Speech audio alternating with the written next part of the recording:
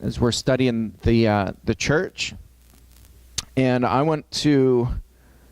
I'm going to kind of skip around because I want some of the heavy applicable parts of Ephesians. Not that any of it's not applicable, but I really wanted to focus today in focus in on chapter 4 on the unity in the body of Christ, because I think a lot of times when we hear unity, what we mean by that is uniformity, where everybody's thinking the same thing and in line with every single doctrine and tradition, and people who stray from that, we cry that you're not unifying the church.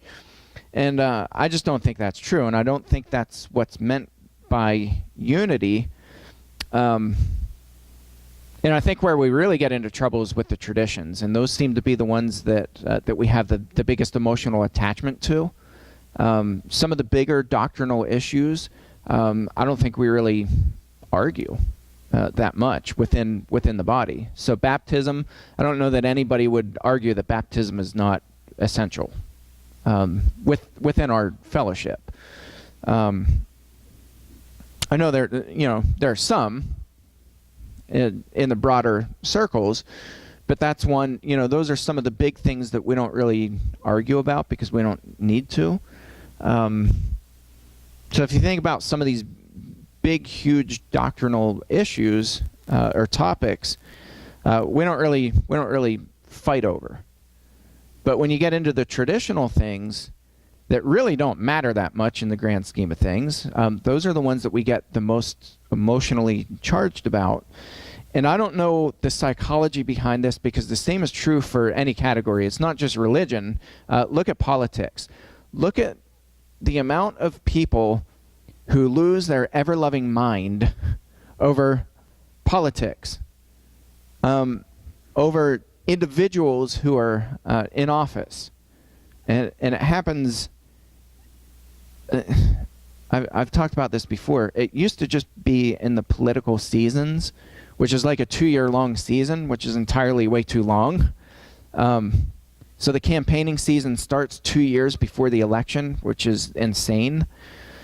But now it's just all the time. You hear people fighting over politics all the time, and people get so fired up and so mad over what politicians say or don't say, or what they legislate or don't legislate. And my position on that, I don't talk about politics very much, but this is relevant. This all has a point. My thing is, I don't understand why people get so emotionally charged and excited over a person who they'll never shake hands with. They'll never meet that person, usually.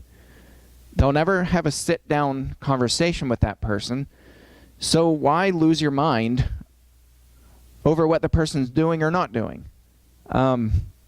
I think a better stance is, if you really are that excited over political stances from politicians, go meet them and sit down with them and talk with them and have coffee with them.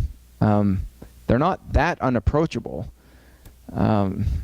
So anyway, that's kind of my thing. But we take these topics too within politics and within religion that really don't matter that much anyway, and those are ones that we get most excited about. We get the most. I'll give you an example. Okay, this one still kind of blows my mind. I didn't even know that this was an issue until probably about a year ago.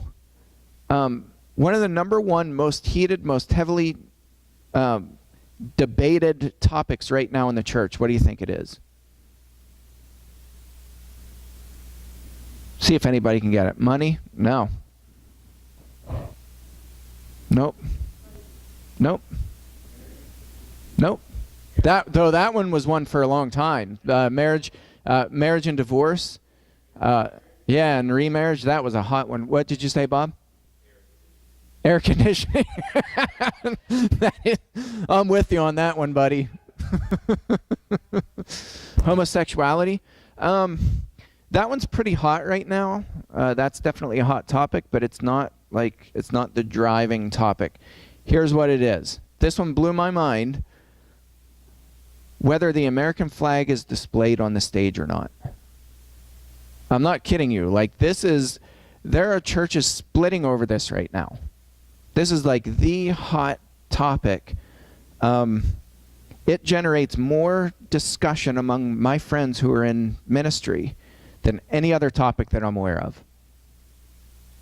And I just thought, in my mind, I'm thinking, because like the argument is on the one side, we pledge allegiance to God, and we shouldn't be nationalists and patriotic and all this stuff. There's a time and a place for that, and church service isn't it. Right, and then the other side of that is, well, you have veterans within your congregations who have sacrificed so stinking much for your freedom, and that is tied into to Christianity, and we should honor those people, and that doesn't mean that we're worshiping the flag. So that those are kind of the two sides of that. I didn't even know that this was such a hot issue, but it's like the issue right now.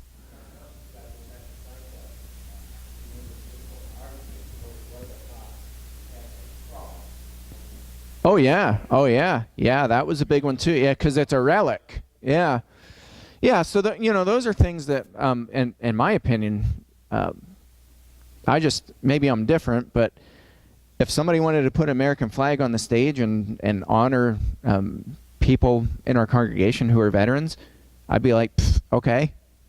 If somebody had an issue and said, well, we don't want to display flag, we think it's offensive, okay. I don't really have an opinion one way or the other, because it.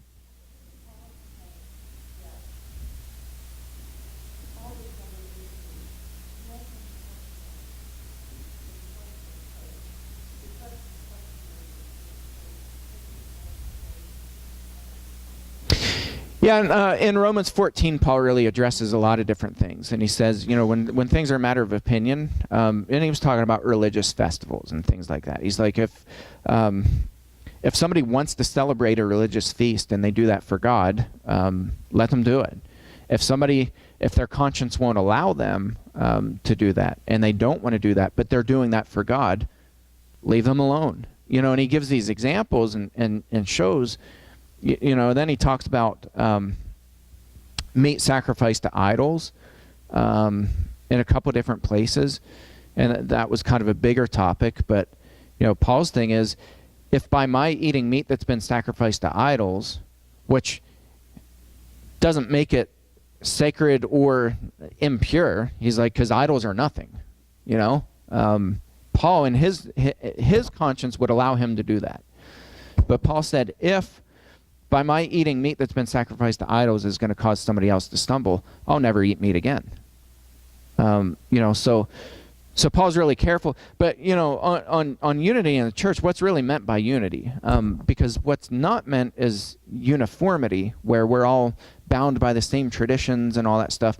So I'm going to read this passage because I think it's really powerful, and I think we miss the point completely in the church, usually. Chapter 4, verse 1 of Ephesians. I, therefore, a prisoner for the Lord, Ephesians is one of the prison epistles, urge you to walk in a manner worthy of the calling to which you have been called. Now let's stop there and think about that for a second. I urge you to walk in a manner worthy of the calling to which you've been called. If you ask Christians, just start tapping shoulders and say, are you walking according to the calling to which you've been called? How many people do you think will answer back with absolute confidence and say, absolutely, I know what the calling is to which I've been called, and I am walking in that calling every single day of my life.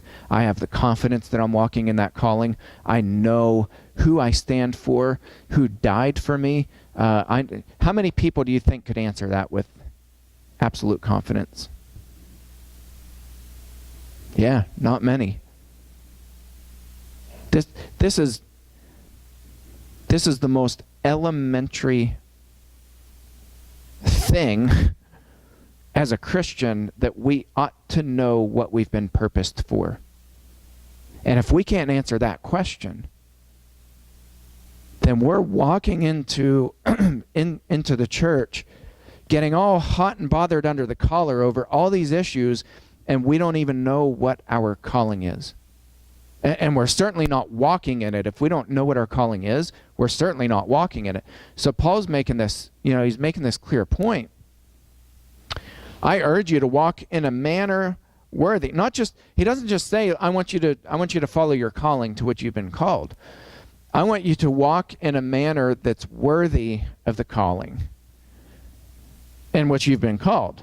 Okay, so again, Mike, I think you're absolutely right. I think if we were to ask other Christians, are you walking with absolute confidence and worthiness? Are you walking in a manner worthy of the calling to which you've been called as a Christian? Do you know who died for you? Do you know why you're here, why you exist, what your purpose is?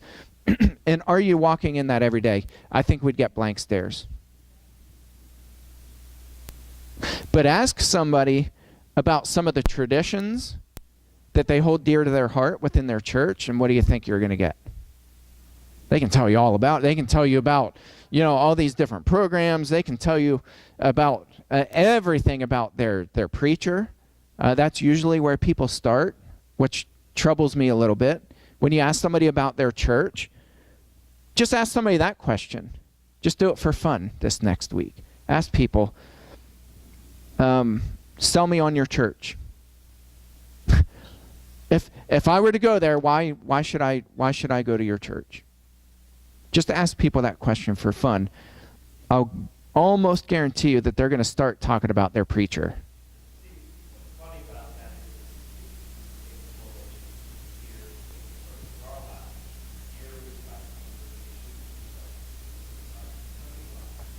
Yeah.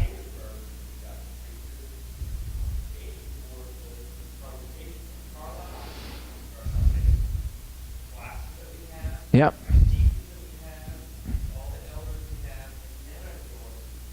Yeah.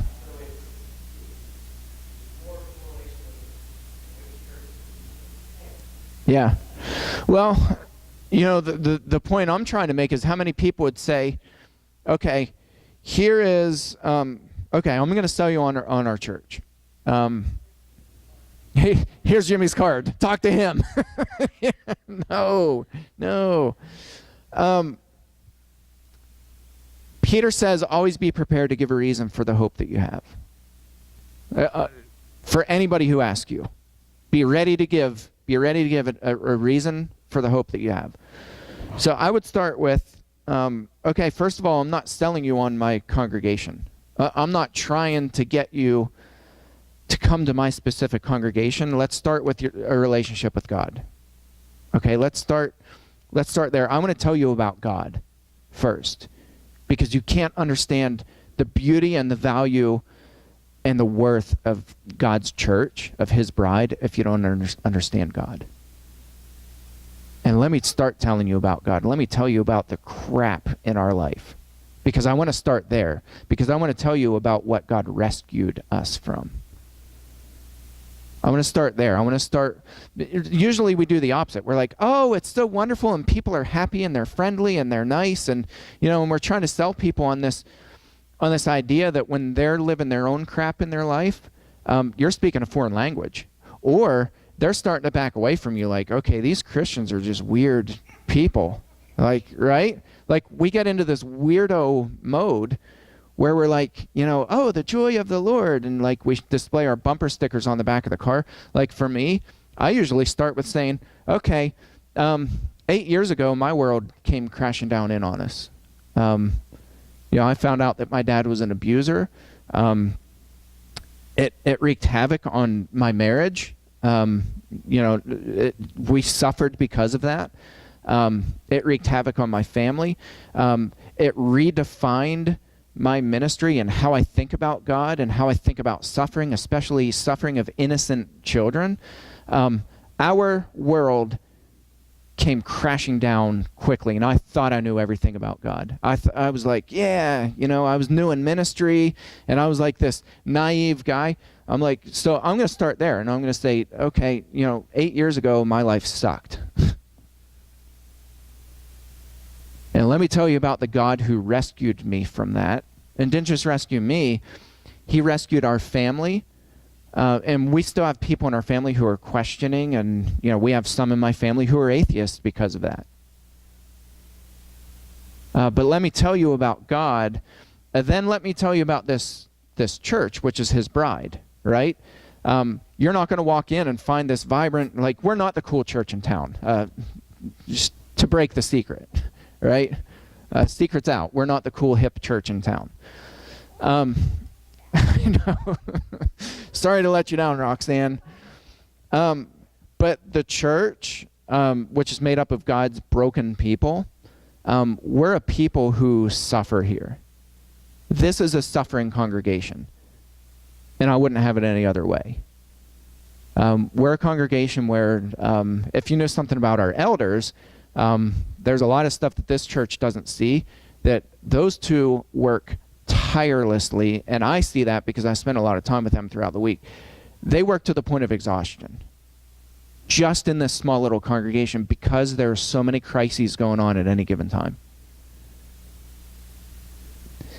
And we're a people who God comes and suffers with us because we've been purposed to reach out and care for people, and we understand something about that because we all live it. Right? We know hypocrisy. All of us know hypocrisy, and we can't stand hypocrisy. It's the car salesman who's trying to sell you a car, and he knows nothing about cars. He knows how to put a key in the ignition and turn it on. But if you know something about cars and that guy's talking out both sides of his mouth, you know it, and it annoys you because he's pretending to be an expert on cars in order to sell you a car. We know hypocrisy. We see it a mile away, and we can't stand it. So what makes the bride of Christ genuine is that the bride of Christ wasn't suffering. We are suffering. And we have hope. And we have redemption. We have a God who understands that. And we have a Savior who came to redeem that. Who doesn't expect us to be perfect. He expects us to be redeemed. To find hope. So, and we've been purposed to carry out justice, to free people from oppression like Jesus did, to find people who are suffering, whether it's physical, whether it's emotional, whether it's people are just distraught, and there's no magic in that.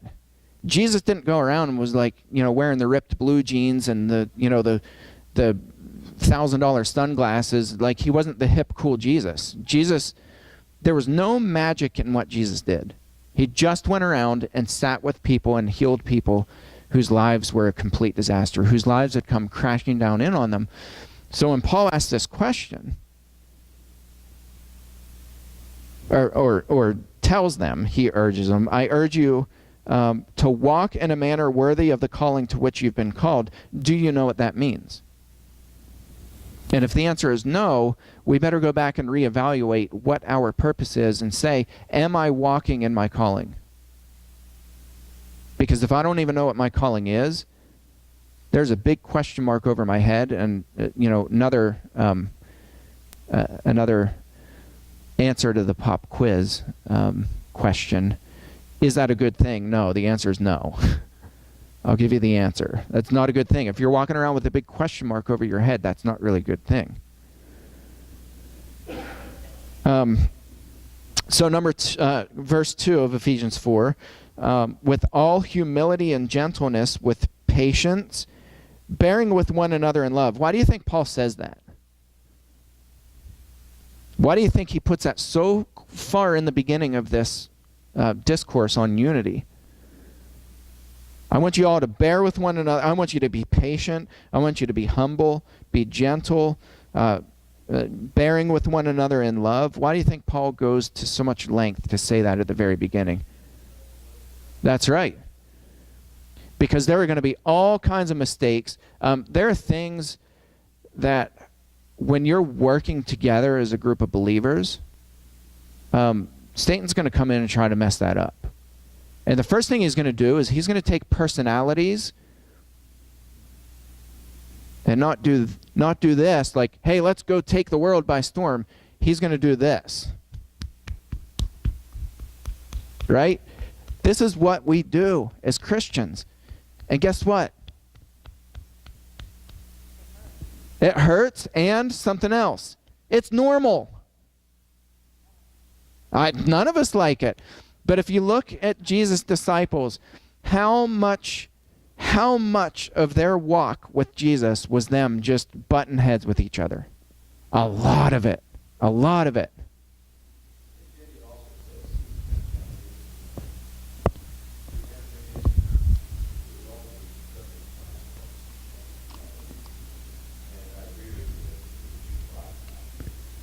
Yeah.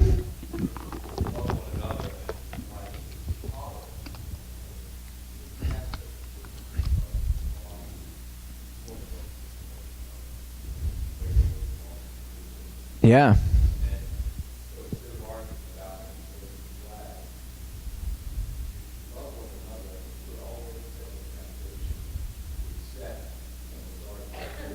Yeah. Yeah.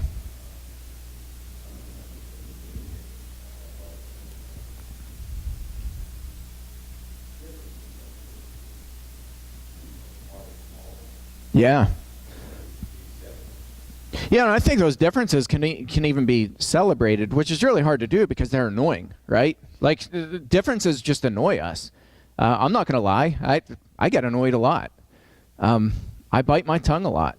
That doesn't mean that I don't love all of you, but I bite my tongue a lot, and I'm sure other people bite their tongue because of me. I have no question about that. I know me. I know that people bite their tongue because of me. We have different personalities, and we need to find a way to make that celebrated. And I think if instead of fighting over which traditions, I want the flag, I don't want the flag, or whatever the issue is, instead of focusing on those things, you shrug your shoulders and be like, okay, well, it's annoying. If you're on the side of that thing bothers you, you can be like, oh, it's annoying, but I've been purposed for something else. That's not my calling. My calling is to walk with other Christians.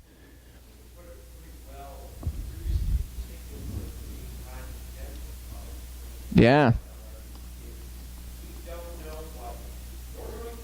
Right. That's right.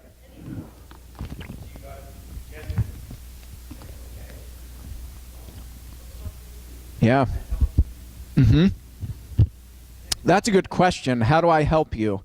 Yeah, instead we're like, I'm gonna help you by making you see my way, right? I think a better way is to ask that question, how can I help you? If somebody flies off the handle and they don't normally do that, clearly something's bugging them. So maybe just ask them, what, I notice you're a little bit cranky today. Maybe you shouldn't say that, but if you see somebody who's irritable, who's not normally irritable, ask them, what's up? How can I help you? That's much better than fighting over all these traditional issues that really don't matter in the end. Because I think the issue is people who really are suffering, people who really are struggling. This morning we prayed for people with heart conditions and legs that were amputated. A young single mom whose leg was amputated.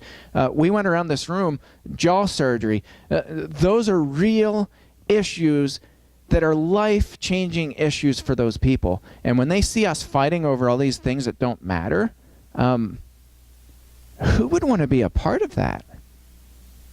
And that's not unity. So the unity is all wrapped up in what?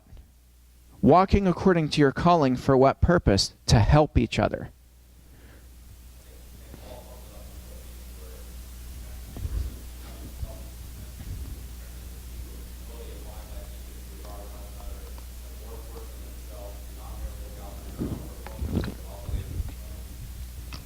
Yeah.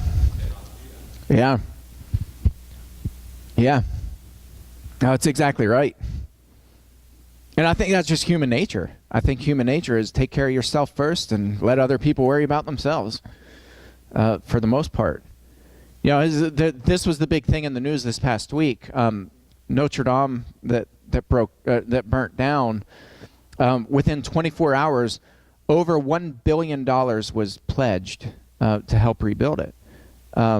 Wrap your mind around that number and how quickly that was raised. 24 hours, $1 billion was funneled in to restore Notre Dame. And so people rightly are putting pictures up of people who are suffering and saying, can you imagine what $1 billion, how many people that would feed, how many wells that could be drilled for $1 billion? We were in Haiti a month ago, and we were talking to people who live in a village just below the Citadel. We went and visited the Citadel, and the guy was telling me, a guy who was from that village, and he said, we have to walk. He said every day we walk, I think he said something like 6 or 7 miles to go get water, one way. Every single day they walk 6 or 7 miles just to get drinking water. And he was talking about how he kept saying, in Haiti our saying is water is life. And he said we really need a well in our little village. Well, for 20 grand you can put a well in. And think of how many wells could be drilled for people there are people all over the world who are walking 7-10 miles a day every single day, and you can only carry so much water on your head. And walk, yeah. And think of the back problems from the compressed discs, the bad knees. It's terrible.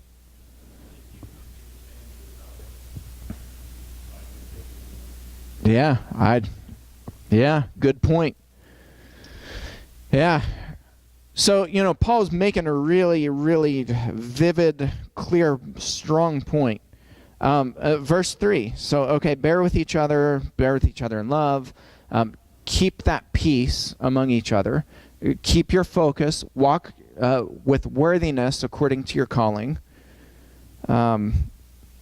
In a manner worthy of the calling to which you've been called. Verse 3, eager to maintain the unity of the Spirit and the bond of peace. Verse 4, there's one body and one Spirit, just as you are called to one hope that belongs to your call. One Lord, one faith, one baptism, one God and Father of all, who is over all and through all and in all. Okay, how many of us get that? How many of us really get that? Okay, there's one God, there's one Spirit, there's one faith, there's one baptism, there's one God and Father of all who's over all, through all, and in all. How many of us get that? I think a lot of us here get that, but how many people do this? Well, you're going to put that flag on the stage, or whatever the issue is. Well, fine, I'm going to go elsewhere. That's insanity. That's literal insanity. But we do that all the time. I have people constantly who tell me, "Yeah, we're just shopping around." Like that concept's not even found in the Bible. Like I understand that notion, but there's so many churches and so many denominations, and within each denomination there's so many divisions and offshoots, and just crazy. Like people just can't get along. And we're just talking about sitting together. We're not even talking about working together. To work together, it takes so much more unity, right? To actually link arms and say, okay, we're going to go in and we're going to storm the beaches of Normandy. Can you imagine them being like, on the plane, before they parachute out onto Normandy, like getting into all these nonsensical fights and be like, well, I'm not walking the beach with you. I'm going to go, drop me off. I'm going to parachute out beyond the beach of Normandy, and I'm going to go over there, and I'm going to take you with me. Because you're a dumb. Like, can you imagine? No, those troops, right? Those troops locked arm in arm, and nothing else mattered. And Paul makes this point when he goes into Corinth. He said, "For I resolved to know nothing but Jesus Christ and him crucified when I came into Corinth." Nothing else mattered. There was nothing else in the world that's going to derail me from that mission to come in. Paul comes into Corinth, Paul gets the job done, and Paul gets out. "I resolved to know nothing when I was with you except Jesus Christ and him crucified," because everything else, another word that Paul uses in Philippians, Brent referenced Philippians, is my favorite word in all the New Testament. Everything else is skubalon. It's crap, except the word wasn't crap that Paul used. It was a much stronger word. Everything else is, some translations say rubbish. That was, skubalon is not rubbish. It's a much stronger word, trust me. Paul says everything else, he's making that point, everything else does not matter. And what do? Well, that over there. And we get into all these fights that distract us and detract us and derail us from keeping that bond of unity. For what? It's not so that we can all hold hands and get along and sing Kumbaya so that we look good when people walk in and they're like, wow, these people know how to get along. That's not why we're unified. We're unified for what? Yeah, for what? So we walk according to the calling to which we've been called. And Paul lays that out later on in chapter 4. We're running out of time, but and we'll come back next week and we'll hit this more, but I do promise. I'll read it now, starting in verse 11. I'll just read it and then we'll stop. He gave the apostles, the prophets, the evangelists, the shepherds, and the teachers to equip the saints for the work of ministry. Okay, so some are apostles, some are teachers, some are preachers, some are shepherds, some are deacons, some are... he's given all these different gifts. For what purpose? Again, so that people can walk in and be like, oh, well, look at my preacher over here. Did you have your hand or you were just moving? Okay.